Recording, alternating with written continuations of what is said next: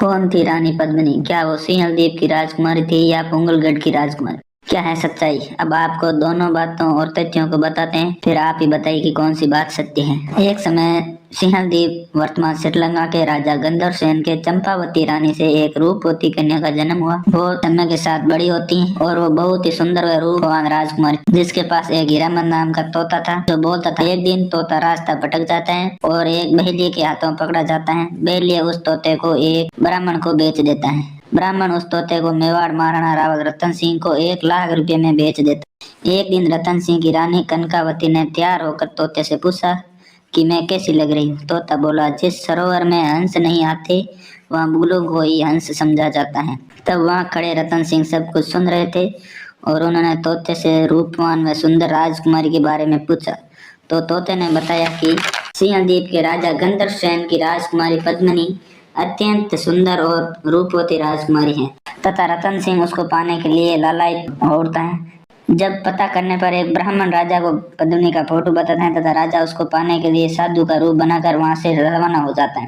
रानी कनकावती के समझाने पर भी नहीं माने और बोले, मैं इस महल में राजकुमारी पद्मावती से शादी करके ही लौटूंगा। वो कंटीले मार्गों, पहाड़ों, जंगलों व समुद्र के रास्ते होते हुए अंततः तोते सहित सिंहल द्वीप पहुंच जाते हैं और वहां पर पास में ही मंदिर में ठहर जाते हैं और तोता राजकुमारी पद्मावती के पास पहुंचता है और उसको राजा रतन सिंह के बारे में बताता हुआ रतन सिंह की वीरता व सुंदरता के अनेक किस्से सुनाता है। फिर पद्मिनी के मन में भी रावल रतन सिंह को देखने की इच्छा जागृत हुई। वो एक दूसरे से मिलते हैं और देखते ही एक दूसरे को पसंद करने लग जाते हैं। तब पद्मिनी रतन सिंह से पूछती है, कौन हो और कहाँ से आए हो? रतन सिंह बताता है, मैं मेवाड़ का राजा रतन सिंह हूँ और आपके बारे में सुना तो आपसे मिलने की इच्छा हुई और मेवाड़ से सिंहल द्वीप के लिए रवाना हो गया।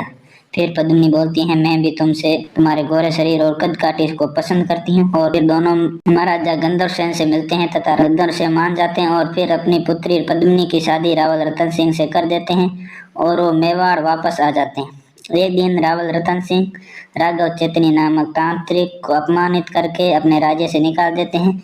राघव चैतन्य वहां से सीधा दिल्ली जाते हैं और सुल्तान अलाउद्दीन खिलजी से मिलकर पद्मिनी की सुंदरता के बारे में बताता है। खिलजी वहां से 1 लाख सेना लेकर चित्तौड़ की ओर चल देते हैं और 1303 में चित्तौड़ दुर्ग की घेराबंदी करते हैं और 8 माह की घेराबंदी के बाद अलाउद्दीन राजा रतन सिंह से संदेश भिजवाता है कि हमें एक बार पद्मिनी को दिखा दो, हम वापस चले जाएंगे। रतन सिंह मना कर देते हैं। फिर दोनों में दर्पण में पद्मिनी का प्रतिबिंब दिखाने को लेकर सहमति बनती है। अलाउद्दीन को दर्पण में प्रतिबिंब दिखाया जाता है। खिलजी मौका पाकर रतन सिंह का अपहरण कर लेता है और अपने खेमे में चला जाता है। फिर पद्मिनी को पाने की शर्त पर रतन सिंह को छोड़ने की बात करता है। पद्मिनी चित्तौड़ के सेनापति और अपने काका व भाई गोरा बादल से बात करके यह तय करती हैं कि पद्मिनी अलाउद्दीन से मिलने जाएगी पर उसके साथ 1600 दासियां होगी। अलाउद्दीन यह बात मान जाता है।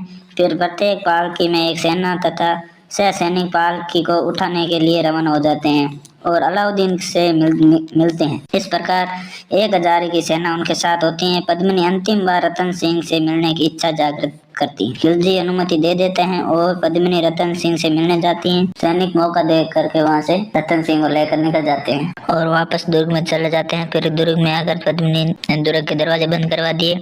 फिर पद्मिनी समेत 1600 महिलाओं ने अग्नि में जोर कर अपने प्राण दे देते हैं और फिर रतन सिंह गोरा बादल के साथ मिलकर केसरिया करते हुए वीर गति को प्राप्त करते हैं। फिर जब अलाउद्दीन किले में प्रवेश करता है तो देखता है कि एक भी महिला नहीं बची, सभी जल चुके हैं। तो अलाउद्दीन किले में मेवाड़ी नागरिकों को कत्लेआम का आदेश दे देता है। यह जानकारी हमें मलिक मोहम्मद जायसी द्वारा लिखित ग्रंथ पद्मावत से मिलती है तथा उनका समर्थन कर्नल जेम्स टोड करते हैं। राजस्थान में स्थानीय कलाकार जैसे सूर्यमल मिश्रण इसको काल्पनिक मानते हैं तथा स्थानीय किंवदंतियों और दंत कथाओं के आधार पर पद्मिनी थी पर वो पुंगल की राजकुमारी थी या फिर रणथंभौर के चौहान वंश की राजकुमारी थी और अलाउद्दीन ने मेवाड़ के सामरिक महत्व को देखते हुए आक्रमण किया था और पद्मिनी ने जौहर किया। उसके आपके अनुसार क्या सही है? कमेंट करके बताएं और चैनल को सब्सक्राइब जरूर करें।